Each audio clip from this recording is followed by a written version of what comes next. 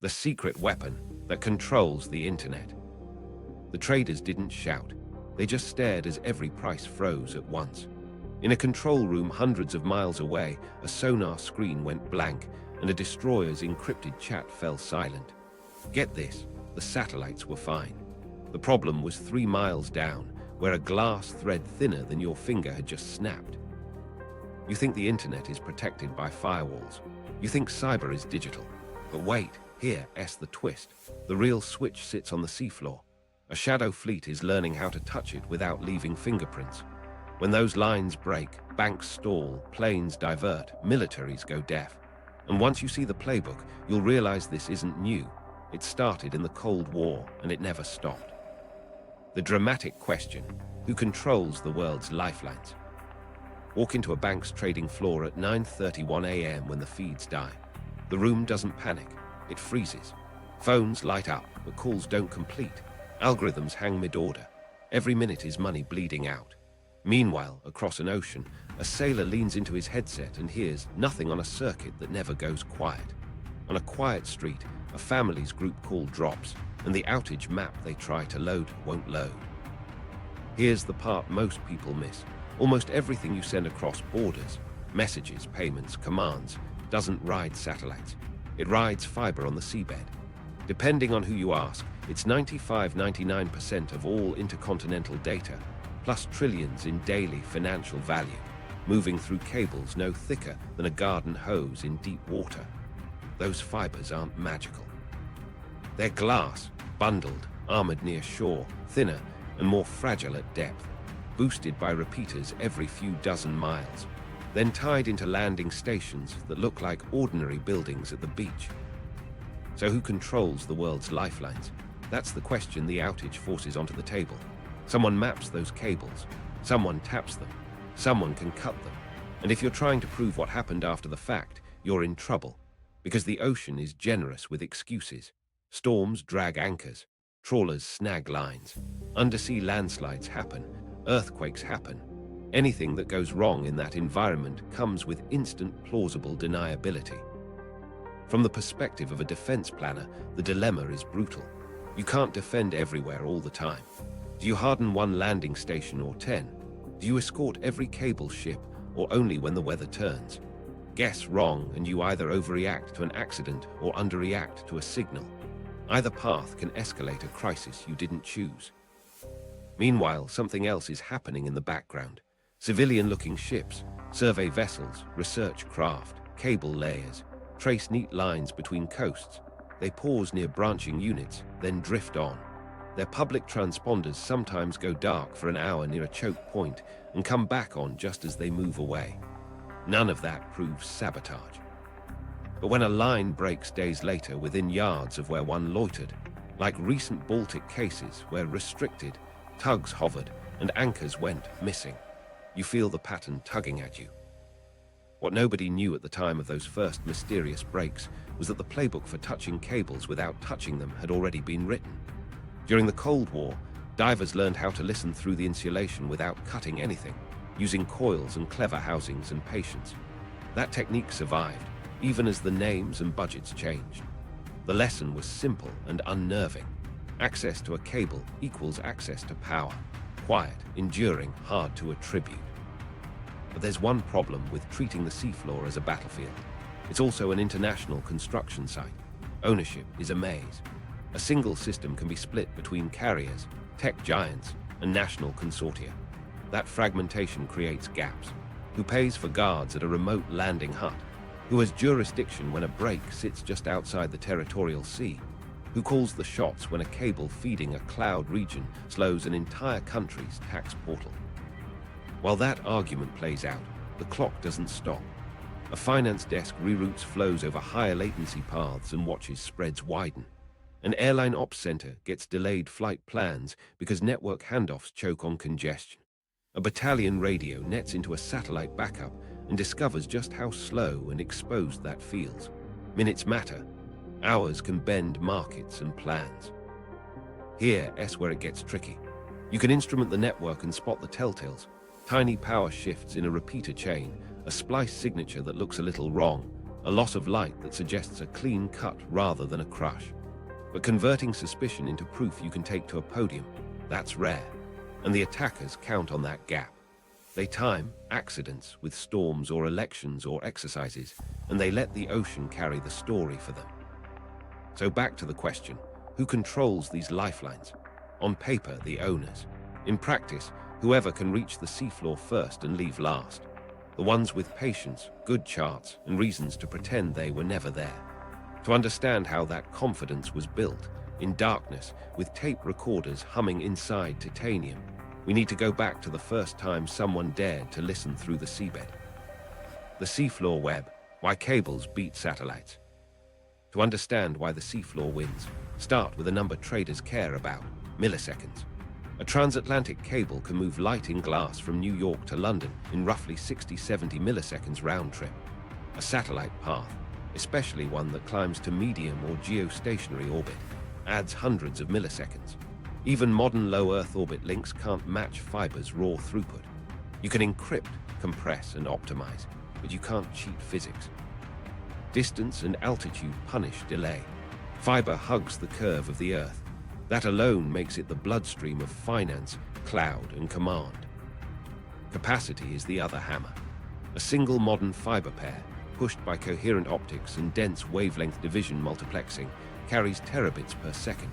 Multiply that across dozens of pairs in one trunk, and satellites aren't in the same league. They're useful for broadcast, rural edges, and mobility, but they don't feed the global core. That's why the quiet factories that make repeaters, amplifiers, and fiber cable are strategic without ever looking like it. Geography decides where the pressure builds. The Atlantic looks easy on a map, big, open water, but traffic funnels into narrow shelves near land. Off Cornwall, cables gather like a knot before they fan into Britain and the continent. Approaches to the English Channel concentrate lines that feed financial centers and cloud regions. Drop south, and the Mediterranean becomes a corridor with gates. The Sicily Channel squeezes routes that link Europe to North Africa. Eastward, everything tightens. Alexandria to Suez, down the Red Sea, through Bab el-Mandeb, a trench of glass beside one of the world's busiest shipping lanes. One dragged anchor here doesn't just hit a country, it hits continents. Swing toward Asia, and the map turns into a test. Malacca, already a choke point for oil, also hosts cables skirting shallow, busy water. The Luzon Strait is worse, deep, rough, and tectonically alive, yet unavoidable if you're connecting Japan, Taiwan, Hong Kong, and the Philippines. Around Taiwan, the ring of routes runs close to steep slopes and active fishing grounds. South China Sea crossings dance around reefs, claims, and patrols. Every bottleneck is a place where deniability thrives. Ownership doesn't simplify any of this. Cables are often consortia, telecom carriers pooling risk, sometimes joined by big tech. Lately, hyperscalers co-own or even drive entire systems to guarantee bandwidth for their clouds. It sounds resilient, but it fragments responsibility. A branching unit in international waters belongs to one legal entity, the landing on a remote beach to another, and the hut itself, the size of a garage, might be leased from a local utility. Who invests in extra fencing? Who funds the guard who shows up when a survey team asks to see conduits? At sea, there's no fence at all. The cable armoring thickens near shore, then thins. Buried sections get scoured by storms, trawls, and currents. Repeaters, those pressure housings that boost light every 50-80 kilometers, sit like beads. They're not indestructible. Repairs demand a specialized ship, permits, and decent weather. It's slow work. Locate the fault with optical time-domain reflectometry, steam to the spot, grapple, lift, cut, splice, drop, test. Best case, days. Bad season, weeks. We've had previews. Routine accidents that turned into ugly case studies. A pair of breaks in the Eastern Med that forced traffic to slalom through longer paths, adding painful latency. An undersea landslide off West Africa that took out multiple cables at once, throttling internet across a dozen countries. A Red Sea cluster where several systems failed within a tight window, just as tensions spiked ashore. In the Baltic, power and data links were severed under bad weather, while suspect hulls drifted nearby. Each time, the public saw buffering wheels. Operators saw switches turn amber and red, then watched failovers saturate.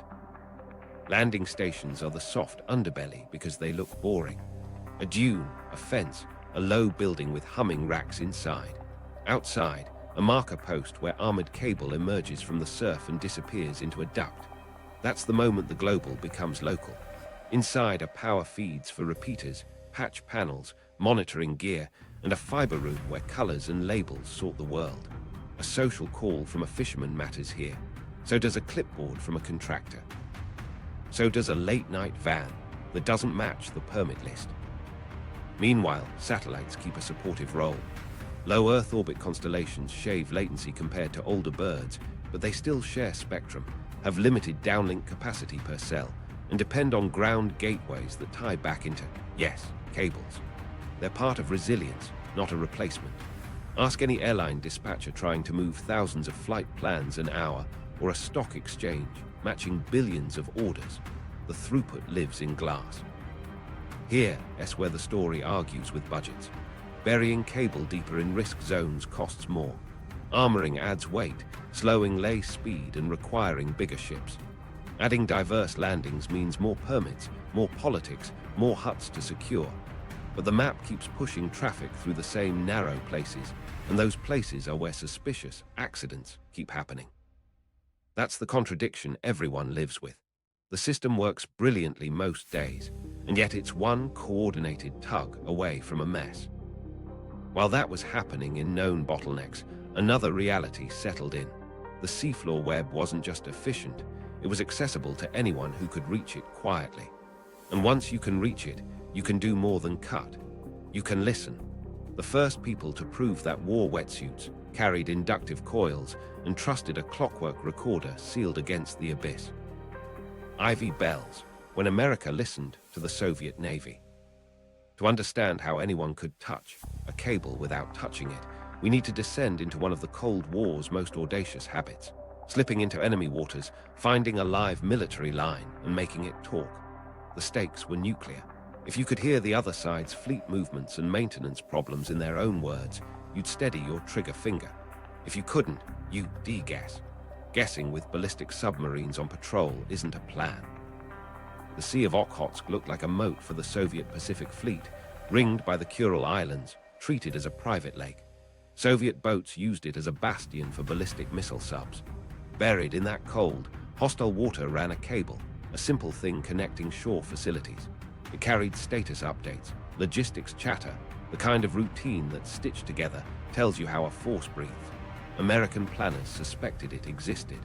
The problem was getting to it and leaving no scars. The year was the early 1970s, and the mission would be called Ivy Bells. Here's where the craft got clever.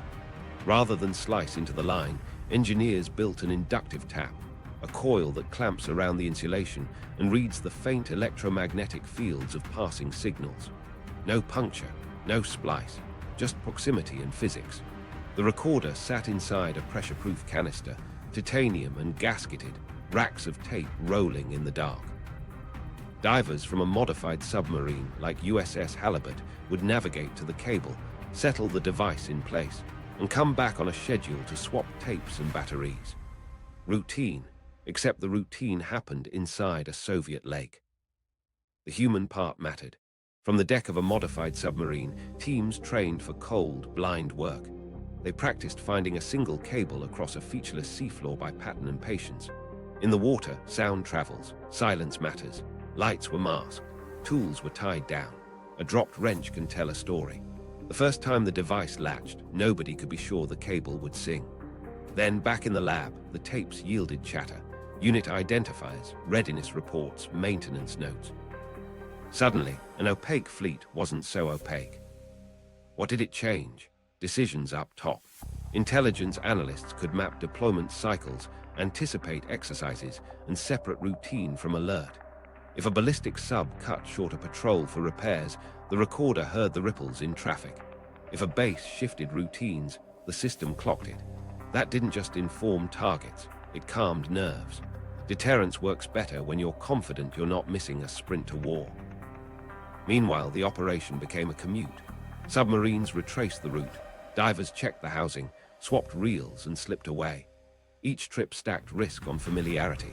Weather patrols, sonar nets, any one factor could turn a scheduled pickup into an international incident. But the payoff kept leadership paying the bill. The canister sat there like a patient listener, indifferent to politics, humming along as tapes filled with low bitrate secrets. Tradecraft evolved around the device. Navigation packages got more precise. The clamp design improved to account for biofouling and cable movement. Housings were tuned for the cold and pressure. Even the tape recorder, unromantic, mechanical, was chosen because it would run for months, then be rebuilt by hands that understood every spring. Nothing exotic, just dependable engineering applied at depth. Then something went wrong, but not underwater. On land, a leak began to form. A mole inside the US intelligence community started feeding secrets to the Soviets. The existence of the tap, the rhythm of the dives, details that only a handful of people knew, eventually made their way across. In 1980, NSA traitor Ronald Pelton exposed the program for cache. When Soviet divers found the device, they didn't just remove it, they studied it. The window slammed shut, and the ocean went quiet again. That moment carried two messages. First, the technique worked. You could sit on a cable for years, harvest the heartbeat of a fleet, and change how your side calculated risk. Second, access is fragile. A single compromised insider can erase an advantage you built slowly with courage and craft. The water forgives many sins, but betrayal isn't one of them.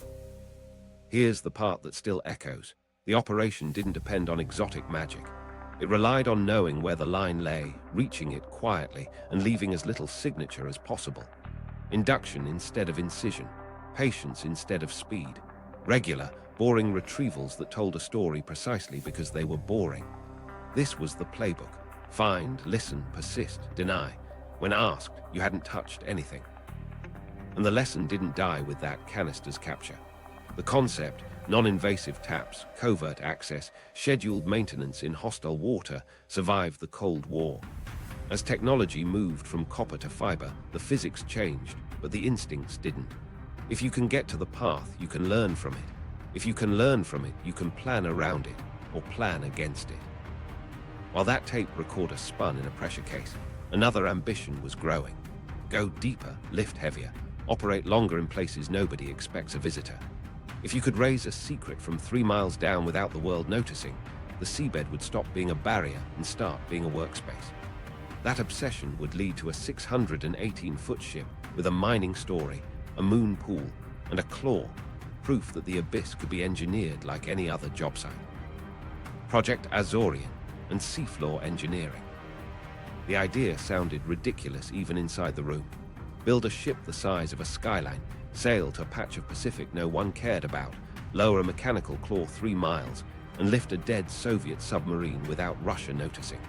Cover story, deep-sea mining for manganese nodules. Sponsor, Howard Hughes, the perfect recluse to absorb questions. Officially, it was ocean industry. In reality, it was the CIA betting that the abyss could be engineered like a factory floor.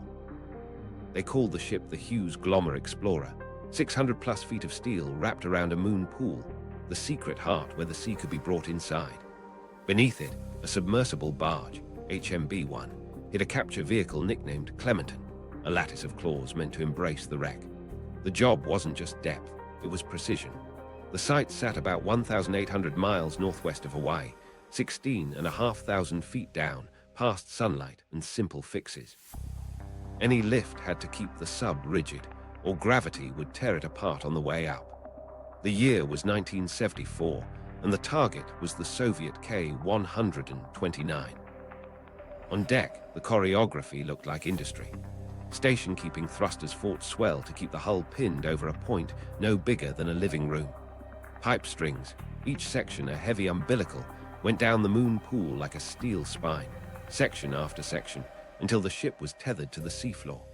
Below, Clementon crawled toward the target, with floodlights cutting a tunnel through black water and silt. Cameras fed back ghostly images. A hull, fractured, lying on the sediment like a rumor everyone feared. This was where engineering turned into nerve. The claws had to bite around a shape nobody had measured. The lift had to be slow enough to avoid oscillation, too fast, and the entire rig would whip itself to failure. Meanwhile, the cover story had to hold.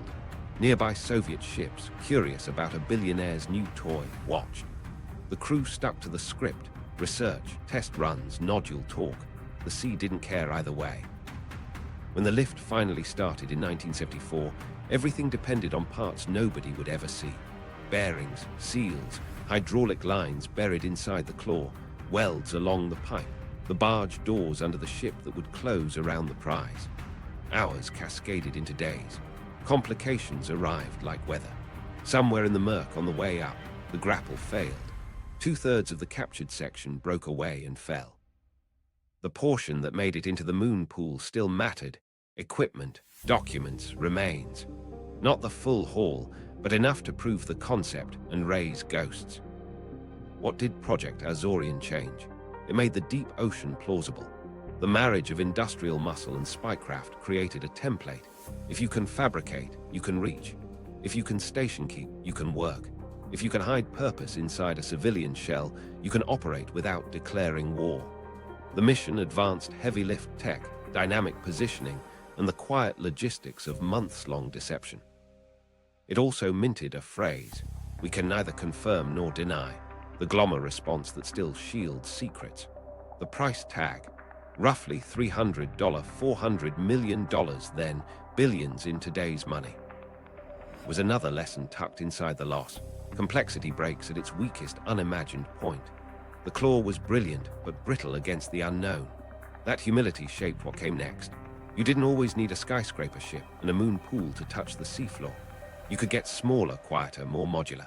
You could hide in plain sight. After the Cold War, budgets shifted toward dual-use platforms, survey vessels, research ships, cable gear that looked benign until the night they were. The Shadow Fleet, dual-use ships and quiet submarines. While the Glommer era proved the abyss could be worked like a job site, the next generation took a different path. Don't look extraordinary, look ordinary. The cast changed into survey ships with clean hulls, research vessels with bright paint, cable layers with cranes and buoys neatly stowed. Their manifests read oceanography, geology, maintenance. Their tracks told another story. Get this, on public ship trackers, some vessels began writing with their wakes. Straight lines mirroring published cable charts. Slow figure eights over branching units. Drifts that lined up with repeaters like pearls. Then at the edge of a choke point, a pattern. The AIS transponder blinks off for an hour, comes back on just outside the most sensitive mile. Perfectly legal, often. Perfectly innocent, sometimes. Useful rehearsal, always. NATO and partners have called out specific research hulls for this dance. Below the surface, the tools got smaller and more patient. Midget submarines with blunt bows and manipulator arms. Uncrewed vehicles, UUVs and ROVs, that launched from innocuous ships, disappeared down a tether, and returned coated in silt.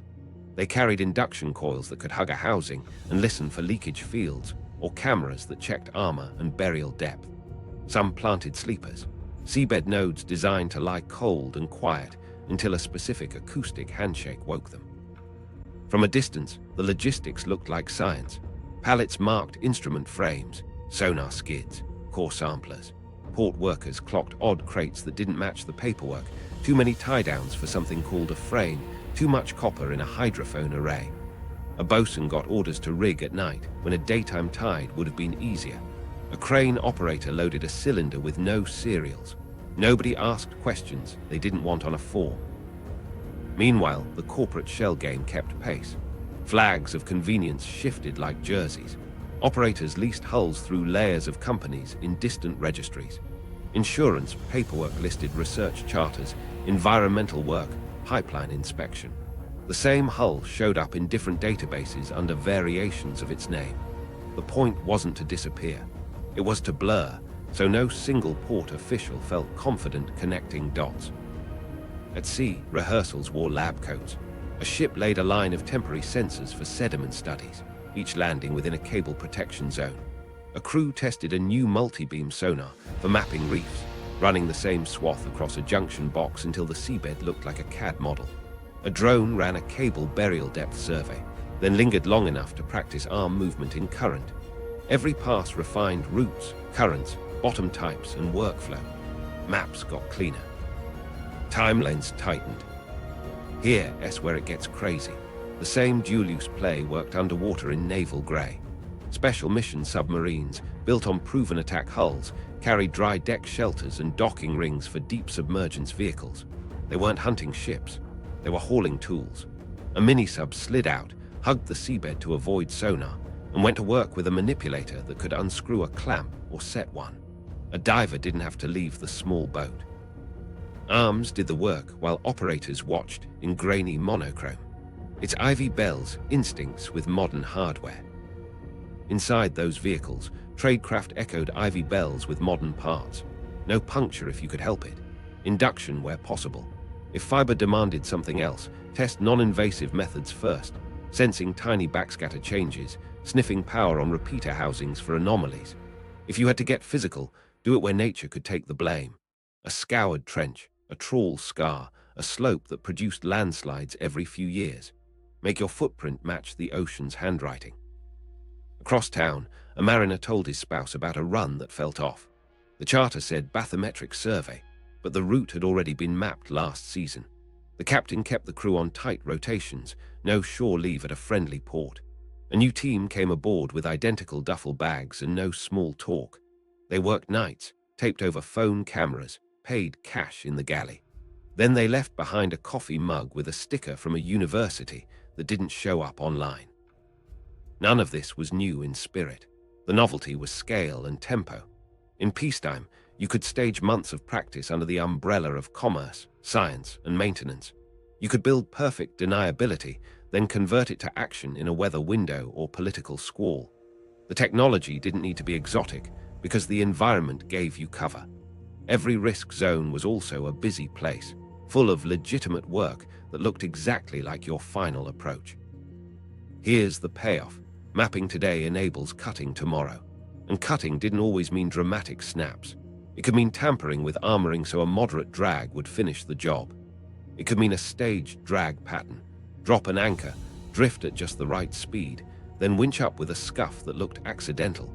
It could mean a synchronized accident across two hulls at opposite ends of a choke point, turning single points of failure into a regional blackout. You think you know, but coordinated weather is a tactic. What nobody onshore saw were the practice runs on timing.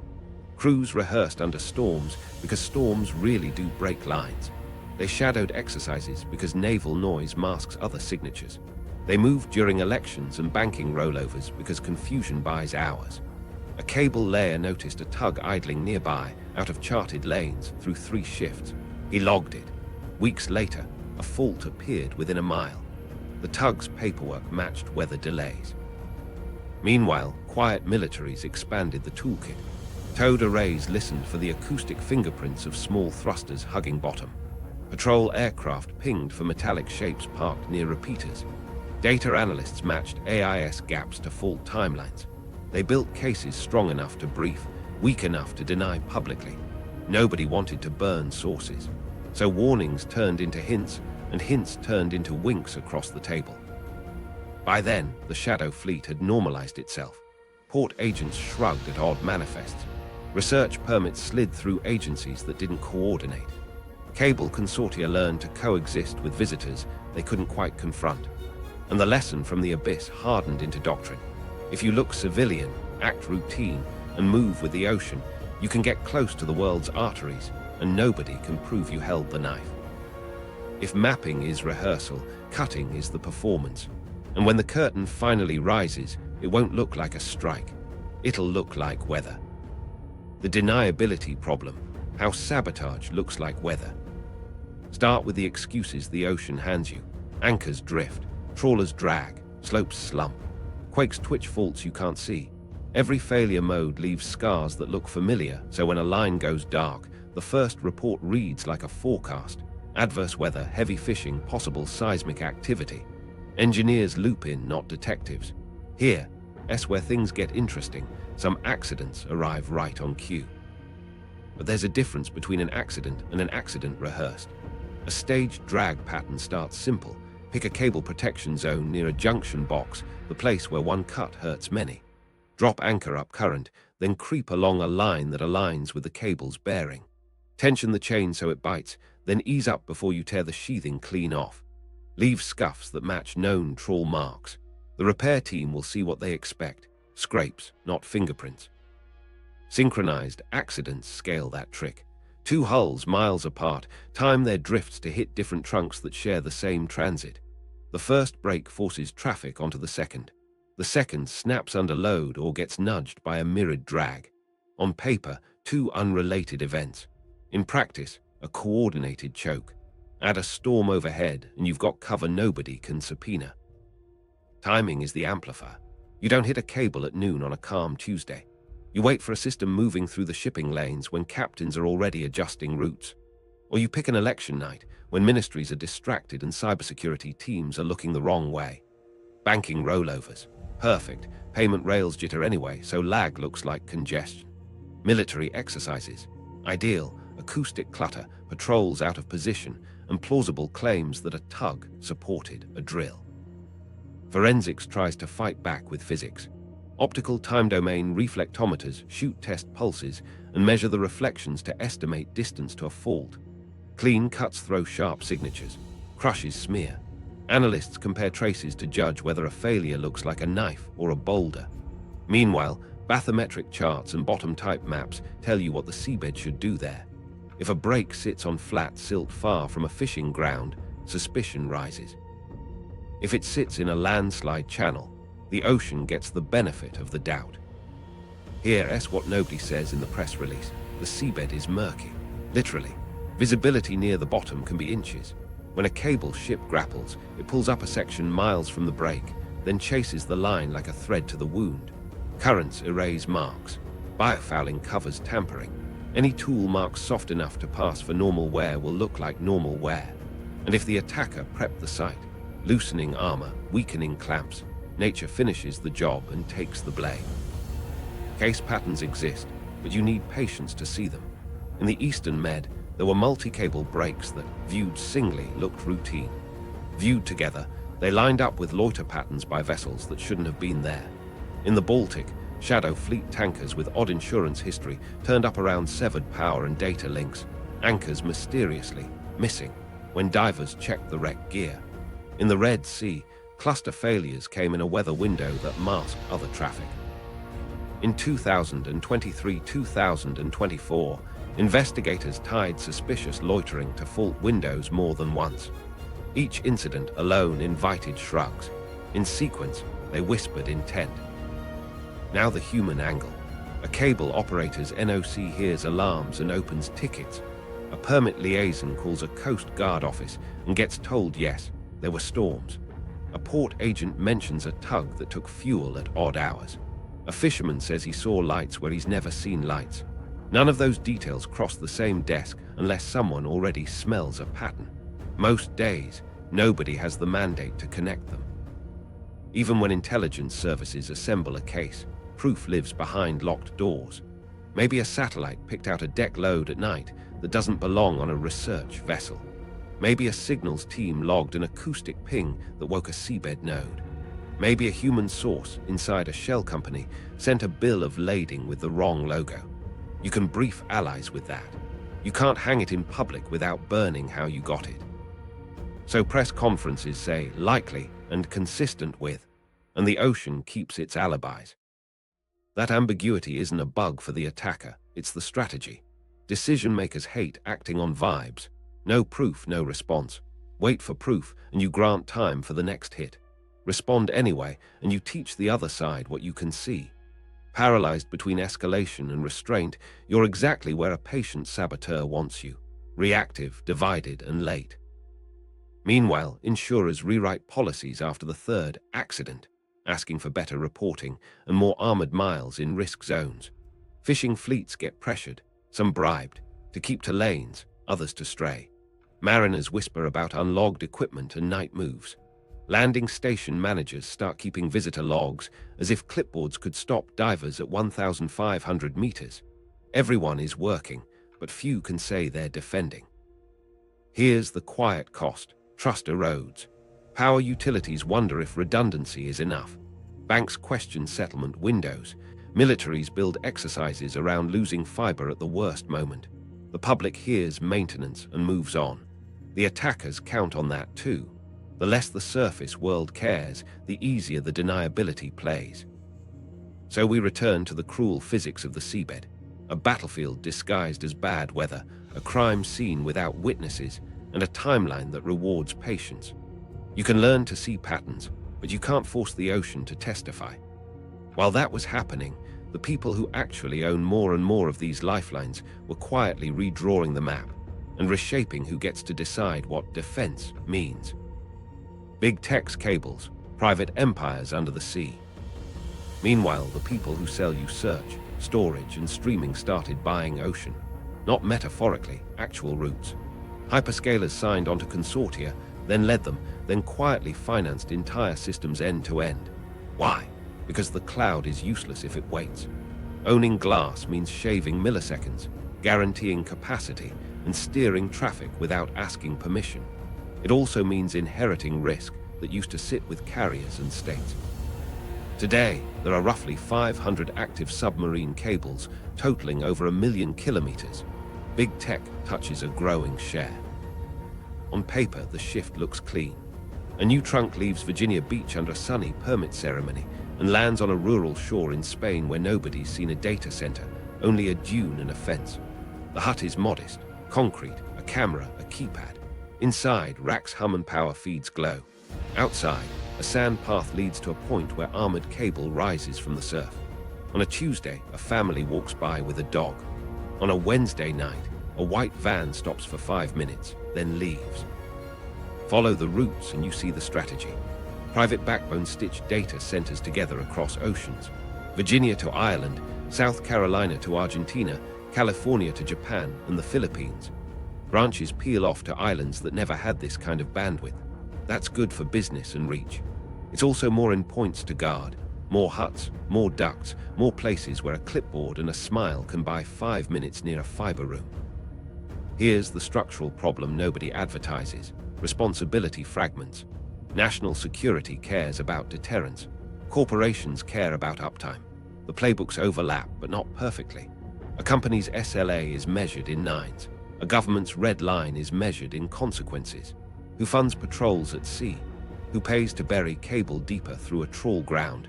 Who gets the bill when maintenance becomes a pattern within a jurisdictional gray zone?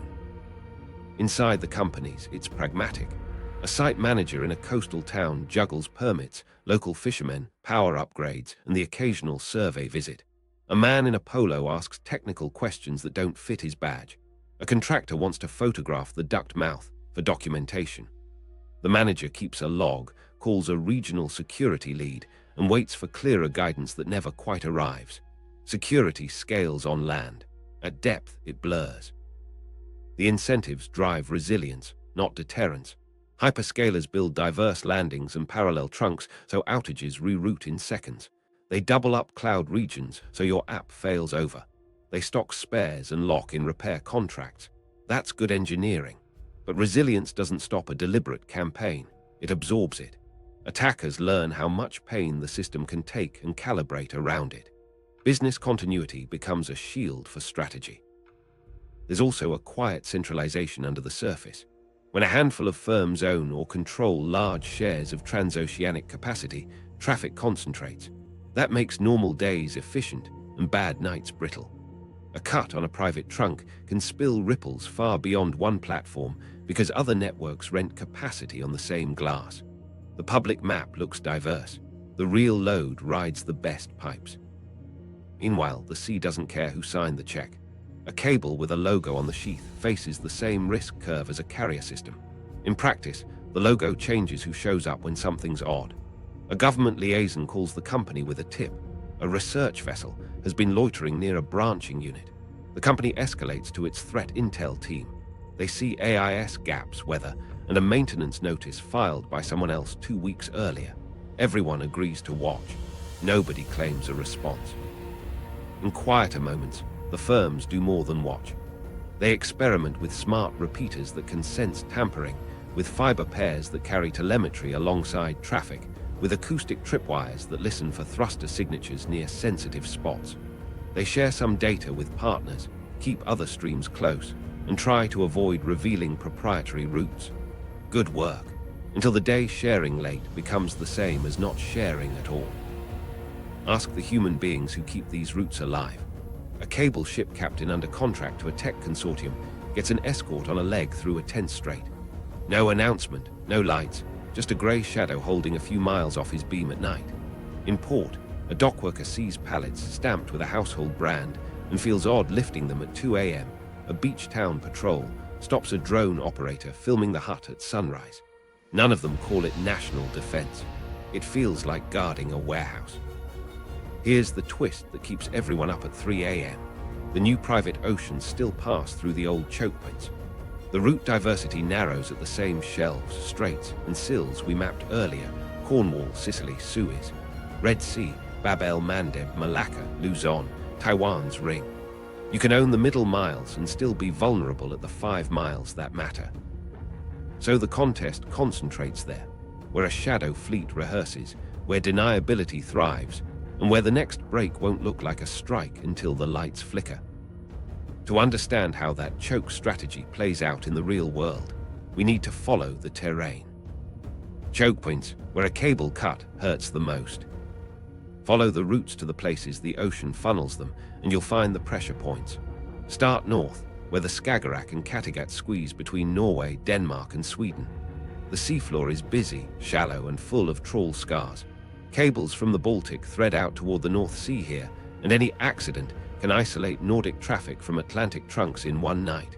Tugboats drift, anchors bite. The paperwork always reads weather. Slide west, and the English Channel approaches turn into a braided river of glass. Cornwall is the meeting point. Old telegraph landings grown into a dense cluster, feeding London, Dublin, Frankfurt, and cloud regions stacked with capacity. Lines fan in, their neck down along shelves dotted with wrecks and fishing grounds.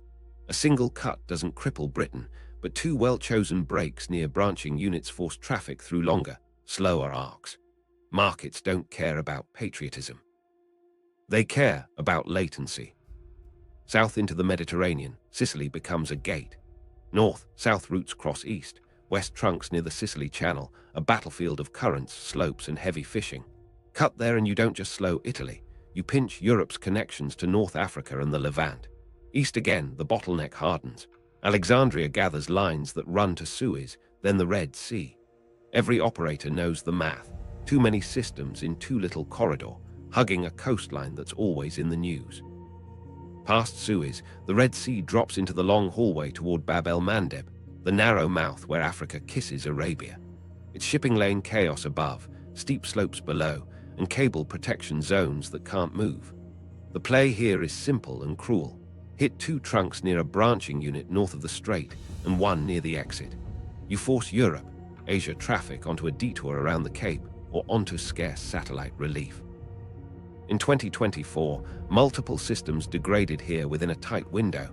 The map shows lines. The reality is queues. Turn east, and the Strait of Hormuz waits with its own tangle.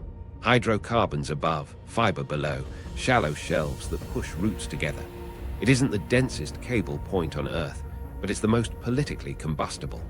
A break during a naval standoff looks like a message even if it's a trawl. Respond wrong and you've written the sender's press release for them. Head to the busy hinge of Asia, the Malacca Strait.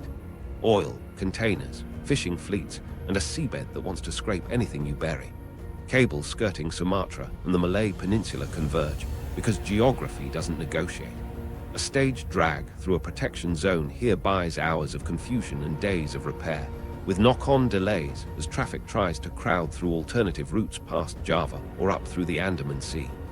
Meanwhile, every ship still needs the lane. Beyond Malacca, the Luzon Strait is the ocean's test chamber.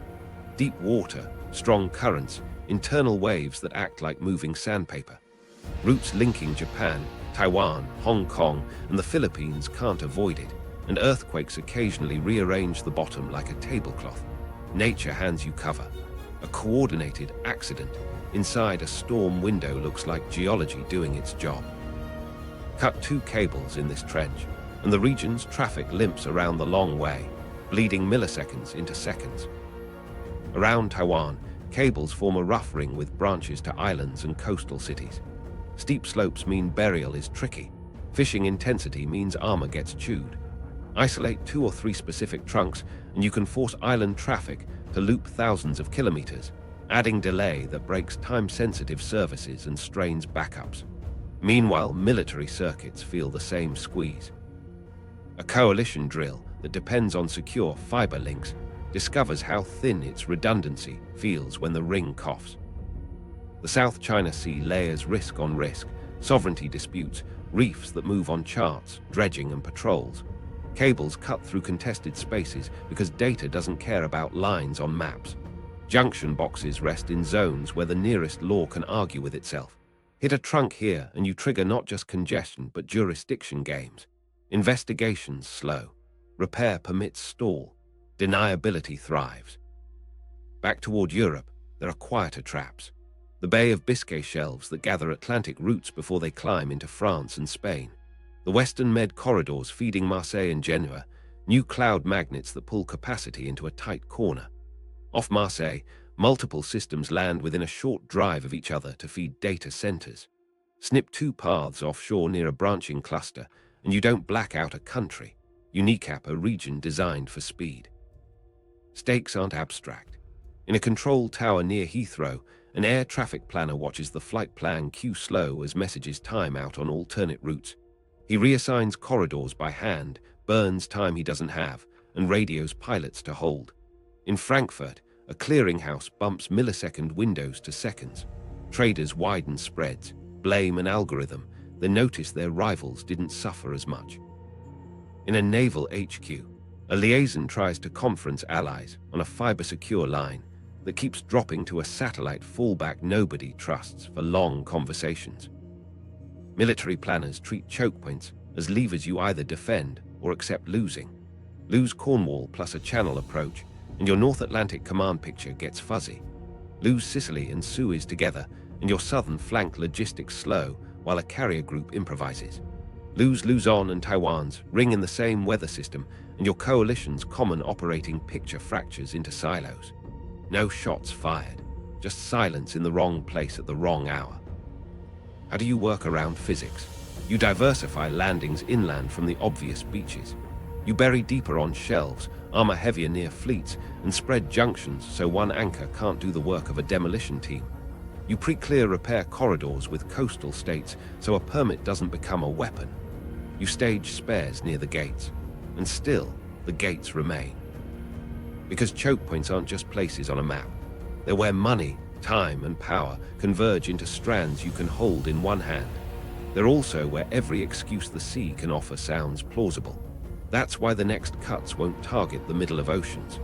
They'll find these narrow places, stack routine on intent, and let confusion do the rest. The defense dilemma. You can't patrol the whole ocean. Now the hard part. How do you guard thousands of miles of glass in the dark? The honest answer, you don't. You triage.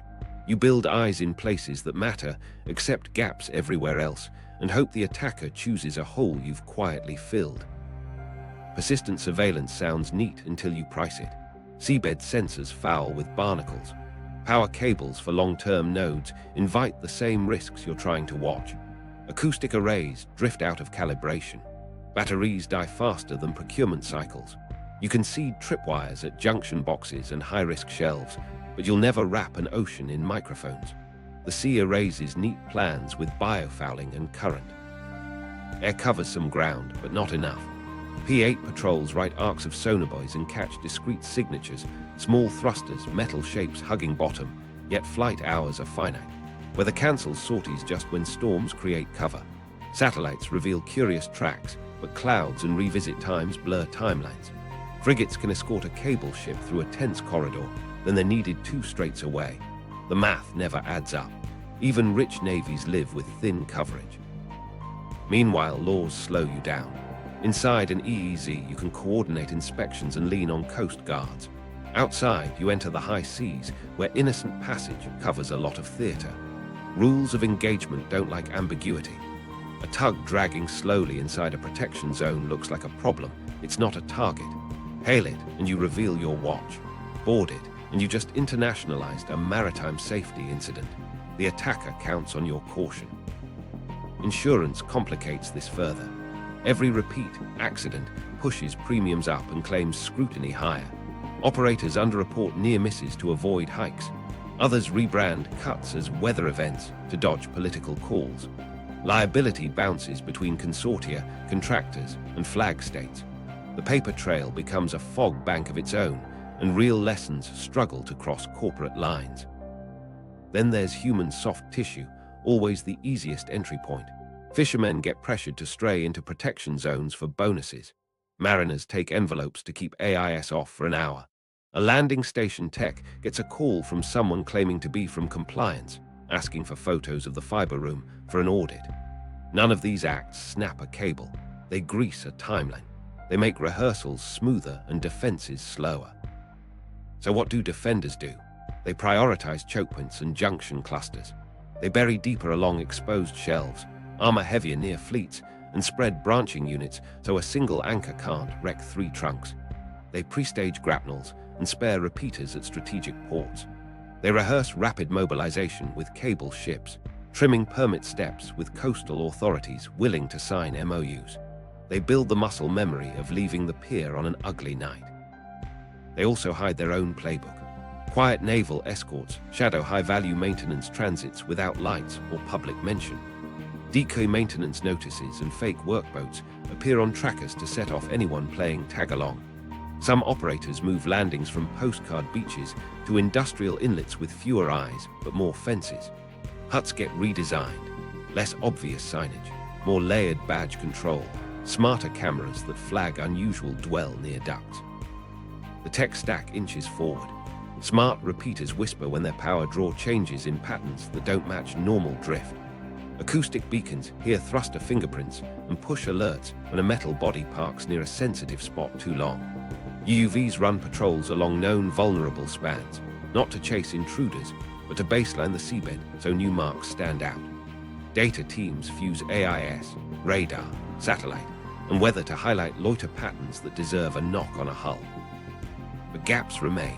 Coverage windows don't align with attacker windows. A storm that masks a staged drag also grounds your aircraft and delays your ship. A legal team that wants bulletproof attribution slows a phone call to a Coast Guard cutter that might have shaved an hour. A partner holds back logs to protect IP. A tip arrives late because a liaison didn't want to cry wolf on Friday night. And meanwhile, a resurge. Hull changes flags and names, but not habits. Here's a micro story. A cable ship on contract gets orders to transit the Luzon Strait early, escort promised but not named. The captain sees a grey shape fall in 2 miles astern at dusk, silent, steady. Through the night, a tug appears on his port quarter, crawling at 2 knots, AIS broadcasting, restricted inability to maneuver. The captain holds course. The escort edges closer to the tug, no lights, just presence. At dawn, the tug turns away. On paper, nothing happened. In the log, he writes, fishing activity moderate. You think it's boring, that's the tell. Defenders also confront a cultural problem, calling attention without exposing sources. If you publish exactly what you can detect, you teach the attacker how to step around it.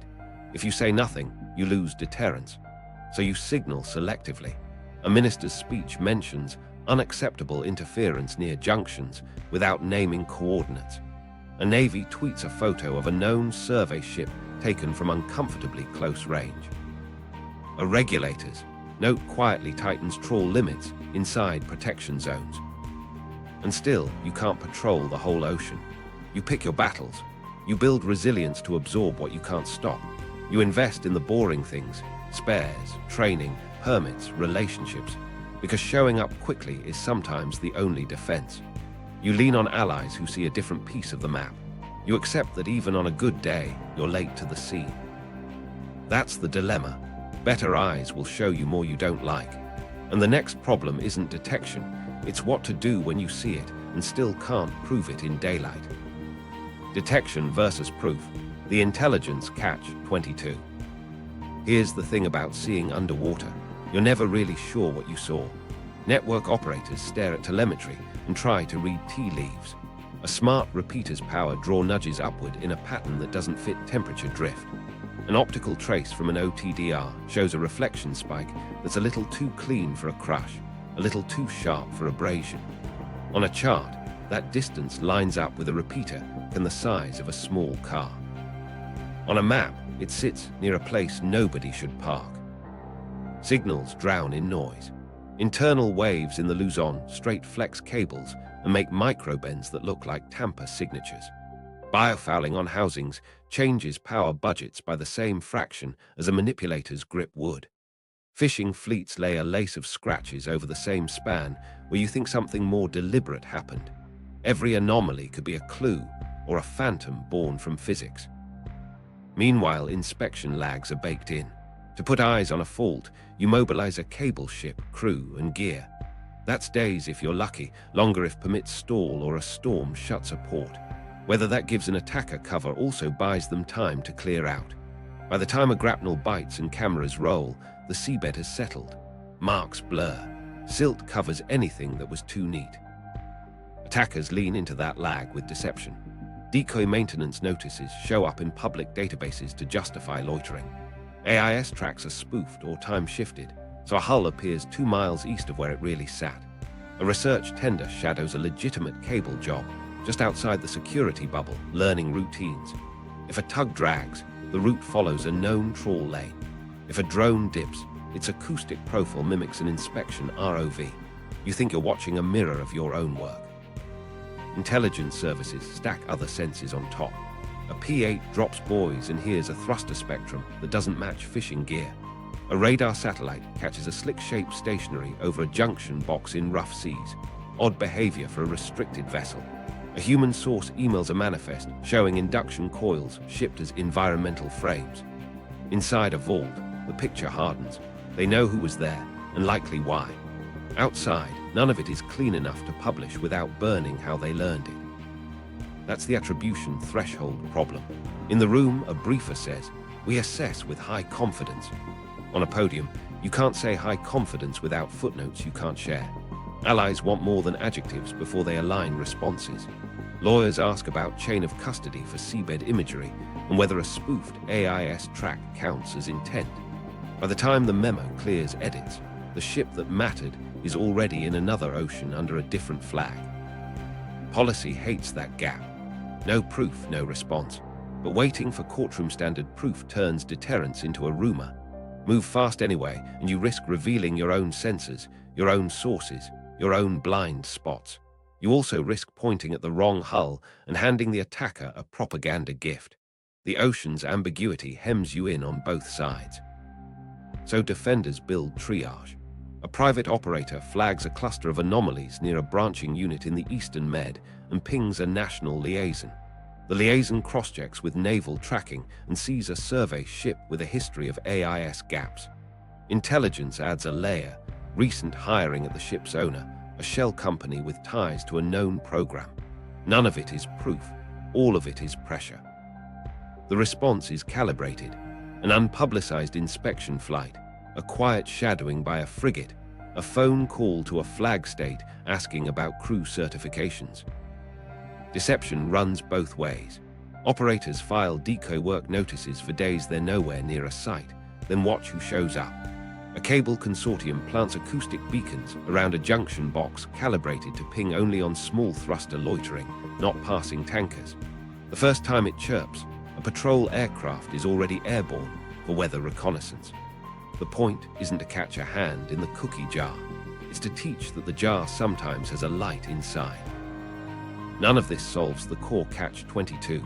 Detecting isn't proving. Even a clean cut in calm water with no trawling nearby can be explained away with a shrug and a chart of old scars. Even a perfect case in the vault can't be aired without risk.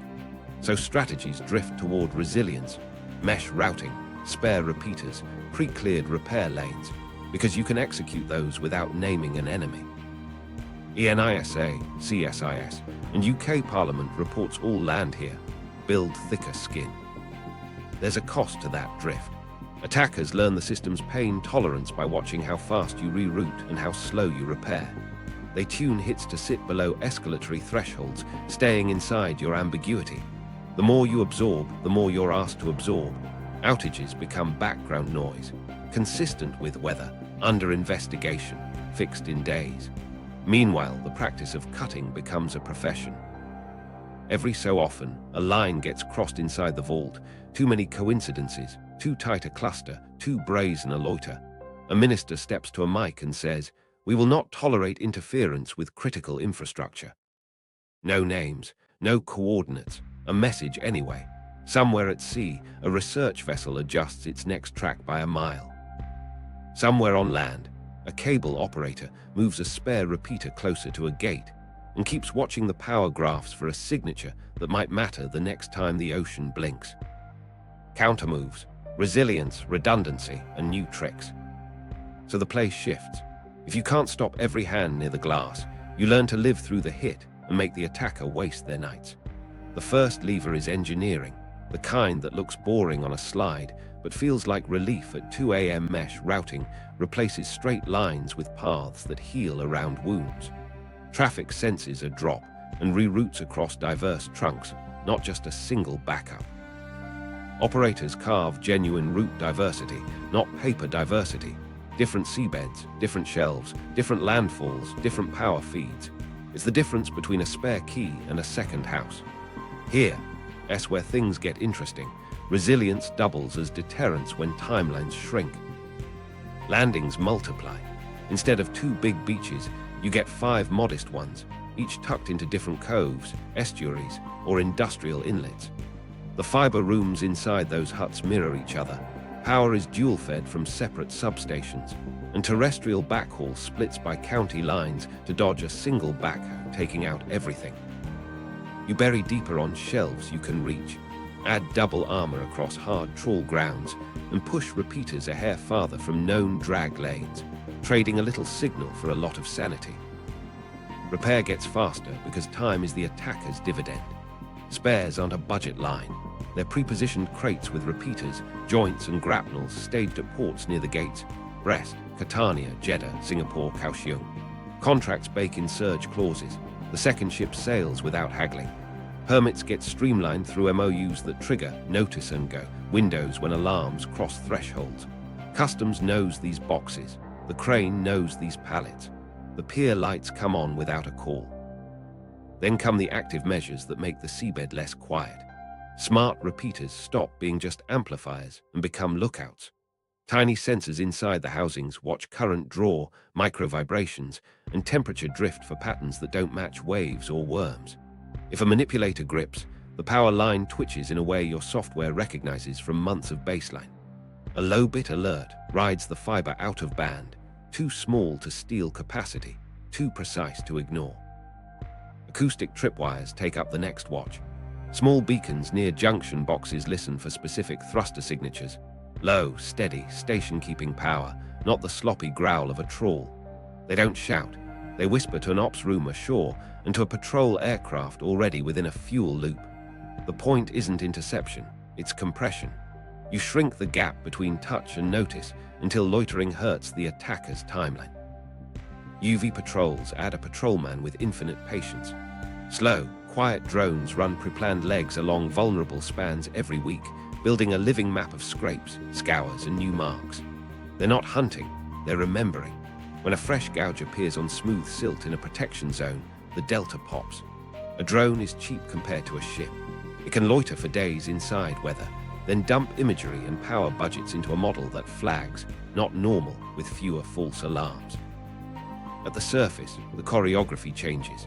Cable ships move in pairs through hot corridors, one working low and slow, a second hull nearby that looks like a fisheries boat but isn't, with a quiet escort beyond radar clutter.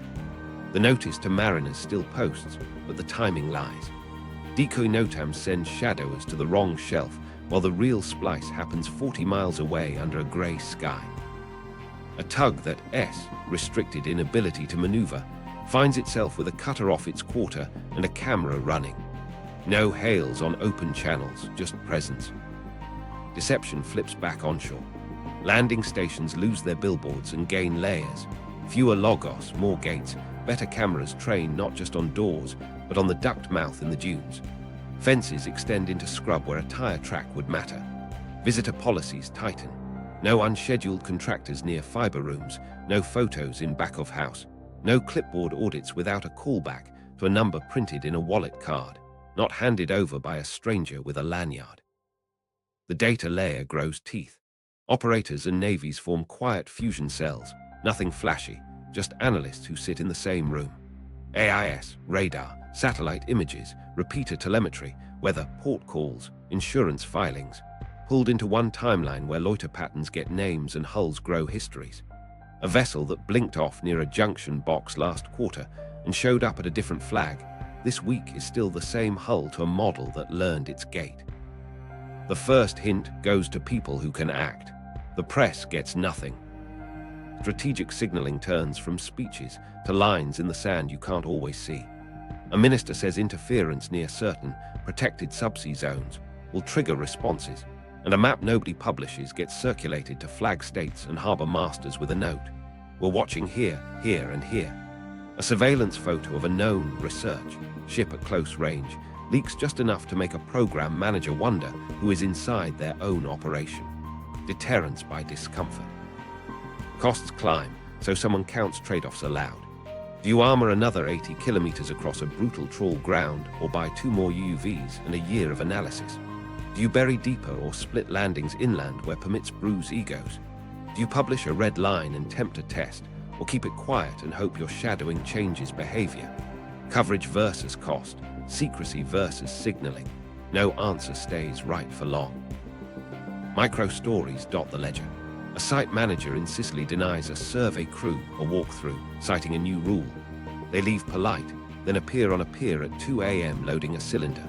A week later, smart repeaters in the channel whisper a power anomaly during a storm. The repair sails anyway because the MOU unlocked customs at midnight. Cameras find nothing, but the mesh holds and traffic barely blinks. On a map in a fusion cell, a dot changes color from red to amber. A rehearsal frustrated, not ended. None of this is victory, it's friction. You raise the attacker's cost, squeeze their windows, and push rehearsals into riskier weather. You accept you won't catch hands in the act and build a system that survives hands you'll never see. And you save one move for later. The scenario resilience can't absorb, the night when rehearsals become an orchestra and the ocean starts playing 2 notes at once. The worst night, a coordinated multi-theater cut. The week started tight. Markets were nervous over a sanctions vote. A winter storm stacked fronts across the North Atlantic and deepened in the Med. Patrol schedules were stretched. Everyone felt busy and underslept, the kind of week a patient planner waits for. 3 hours after sunset, the first alarm wasn't dramatic. In Cornwall, a NOC screen flickered from green to amber as latency ticked up on a trunk feeding London. Nothing broke yet. Traffic shifted onto a sister route and held. On radar, a tug labeled restricted drifted off a protection zone, chain taut. Offshore winds screamed. On paper, it looked like storm handling. 90 minutes later, Sicily blinked. A junction cluster near the channel threw errors across 3 systems. Power budgets on 2 repeaters dipped in a pattern a smart algorithm flagged as not normal. A cable ship captain in Catania, nursing coffee, saw his phone light up with a surge order and a location pin that made his stomach drop. The storm line on his weather app looked like a steel door. Meanwhile, the Red Sea coughed. North of Bab el-Mandeb, telemetry from multiple trunks reported simultaneous degradations. Not cuts, yet. A research vessel further north went AIS dark for exactly the span of a planned overflight, then came back alive with a position that didn't match wake drift. In Jeddah, a port agent took a call. Customs clearance now for spare repeaters in numbered crates. He'd never seen the number sequence before. In a control tower near Heathrow, an air traffic planner watched flight plans hesitate. The queue stuttered as messages rerouted around congestion at the channel approaches. He took manual control, shifted corridors, and told a pilot to hold 10. The pilot's voice tightened. Fuel margin was already slim because headwinds had been brutal. The planner whispered to a colleague, "Feels like 2012 storms." He didn't believe it. At a hospital in Marseille, a night shift administrator clicked through a backup system as the radiology PACS lagged on a cross-border consult. The on-call radiologist cursed at a spinner and texted a photo of a screen to the surgeon. "Give me 5. In a data center outside Frankfurt, a clearinghouse bumped windows and widened spreads.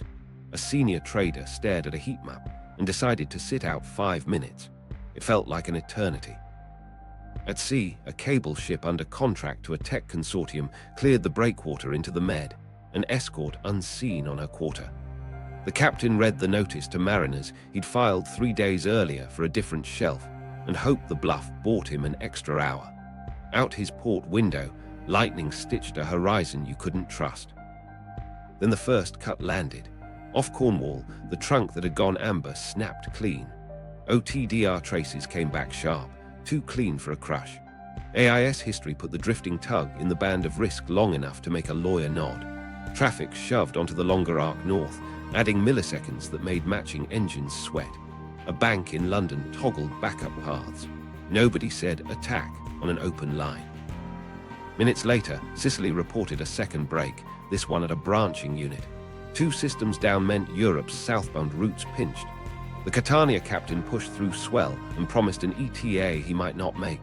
The escort ghosted closer. A tug appeared where it shouldn't, broadcasting mechanical difficulties. No one reached for a radio. The weather did the talking.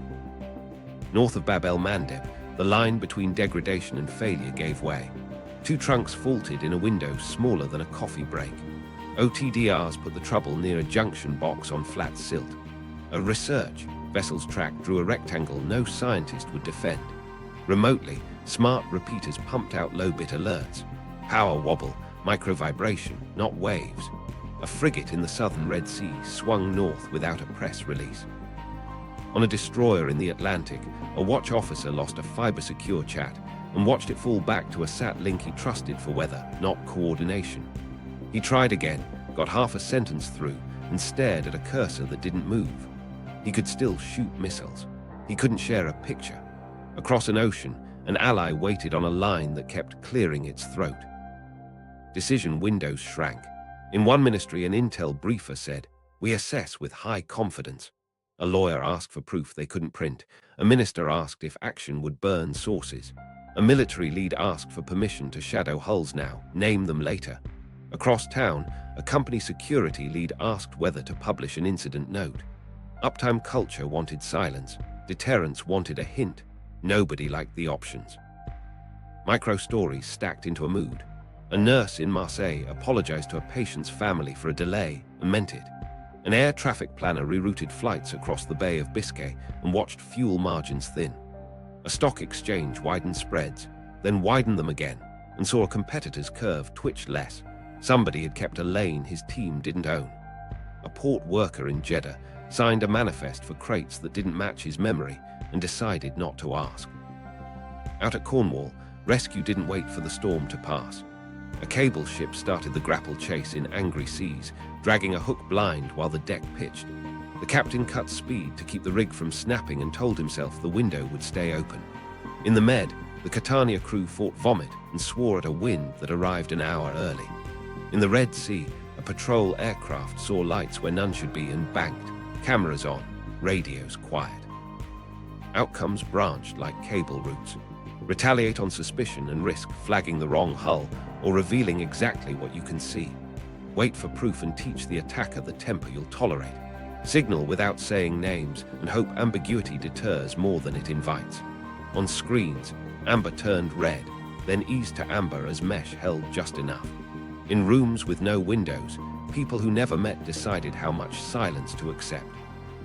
By dawn, traffic limped on longer paths. The worst graphs flattened. None of it felt like a win. The cuts had arrived as weather and left as maintenance tickets. The lesson felt older than the tools on the table. The first hours decide the story. On this night, minutes mattered and the ocean's alibi held. And that's when it gets really wild. The market started pricing the seabed. The new normal, weaponized infrastructure. By lunch the next day, the markets had priced in something nobody wanted to say out loud. The pipes themselves were political. Spreads widen the way they do when war whispers, insurers huddled with reinsurers, and a new risk line appeared on forms, subsea interference, rate adjustable. Brokers asked clients if their transactions could tolerate seconds instead of milliseconds. The answers were polite lies. Actuaries started reading cable fault logs like weather charts. Underwriters rewrote policies with clauses that sounded like weather but meant sabotage. 3 accidents in a corridor triggered excess deductibles. Payouts depended on sharing telemetry. Cable consortia that used to talk only about capacity now debated best practices for forensics. Lawyers learned OTDR acronyms over coffee. Actuaries turned marine scars into tables. Governments moved, but sideways. Routes that had been public sales pitches became classified annexes.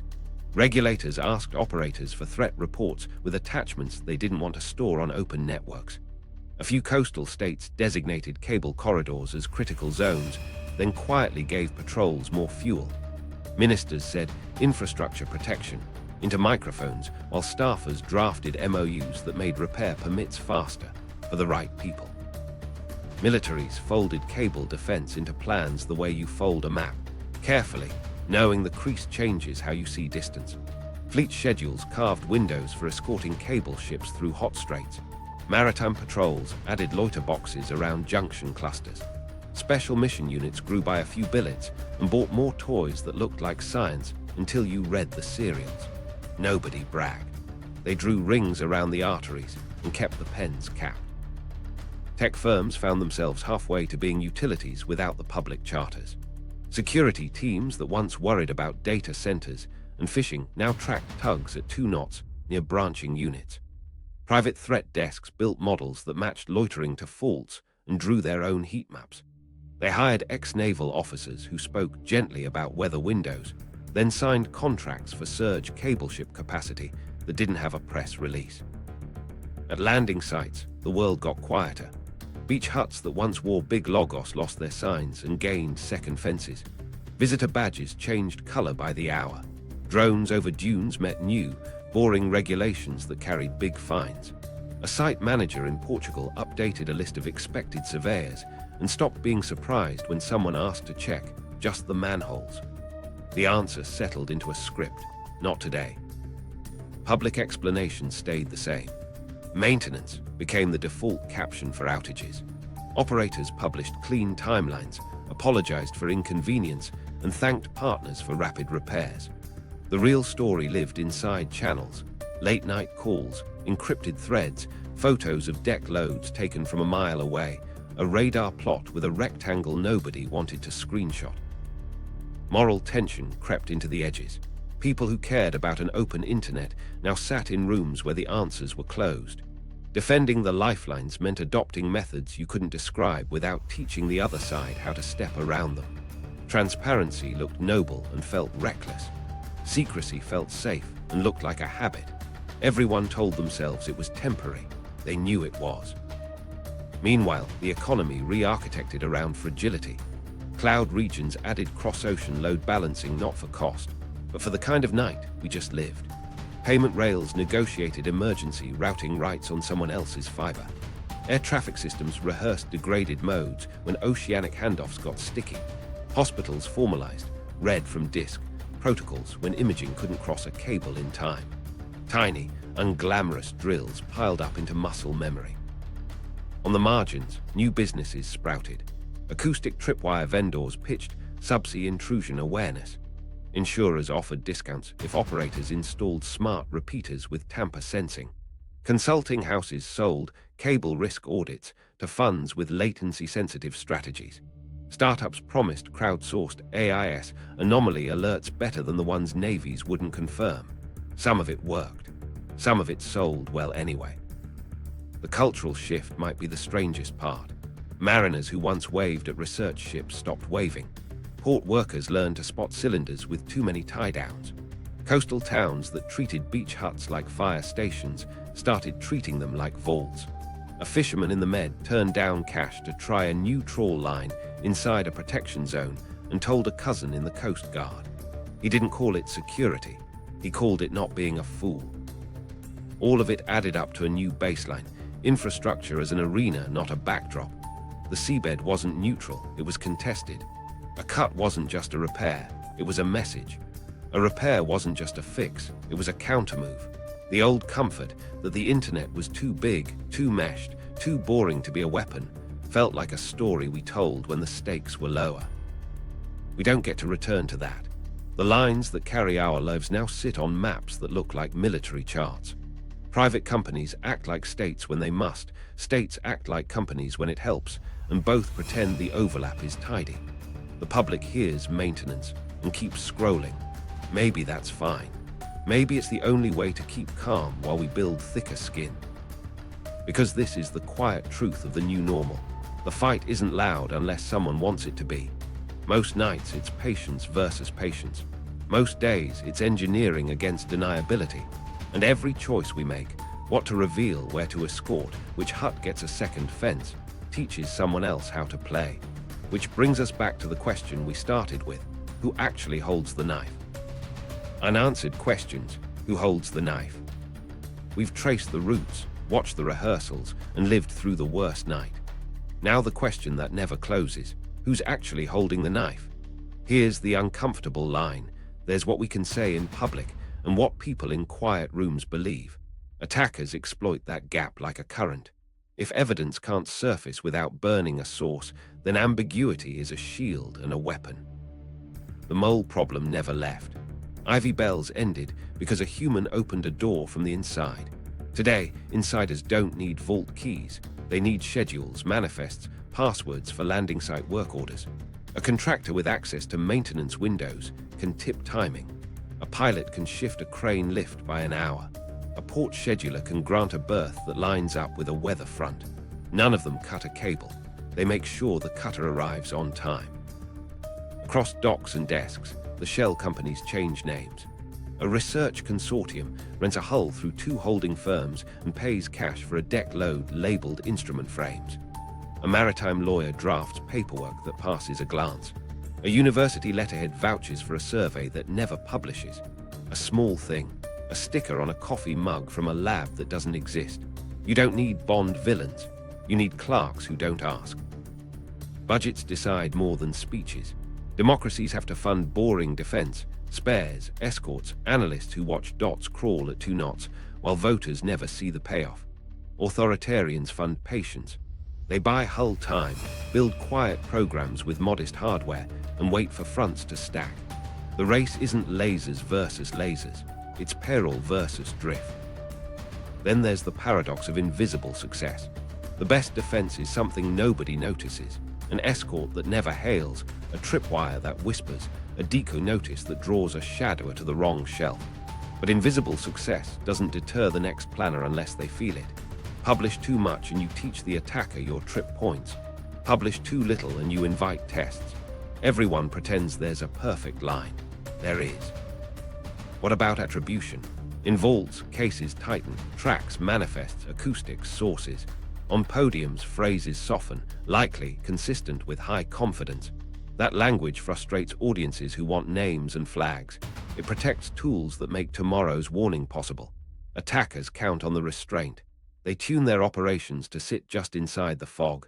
You think you want certainty. The ocean gives you confidence intervals. There's a final, quieter truth. The knife isn't a single blade. It's a method, old patience applied to new arteries. Some states practice it routinely. Others rehearse for contingencies. A few private actors can rent the skill, borrow a hull, and buy deniability. The seabed doesn't care who holds the line. The effect is the same. Cuts arrive as weather. Repairs arrive as maintenance. Meaning arrives late. So the question shifts from who holds the knife to who shapes the night when it's raised. The answer is the unglamorous coalition: operators, navies, insurers, port cops, site managers, people who decide minute by minute whether a rehearsal lands clean. They don't win headlines. They buy us hours. In this quiet war, hours are victories. Which leaves one last thought before we go. Resolution and meaning. Control the cables and you don't just slow data, you steer decisions, shape crises, and bend power while everyone blames the weather. If you want the follow-up on the operations we couldn't name, and the defenses you'll never see, subscribe and watch the next chapter. We're pulling the threads from your phone to the seafloor. Stay with us.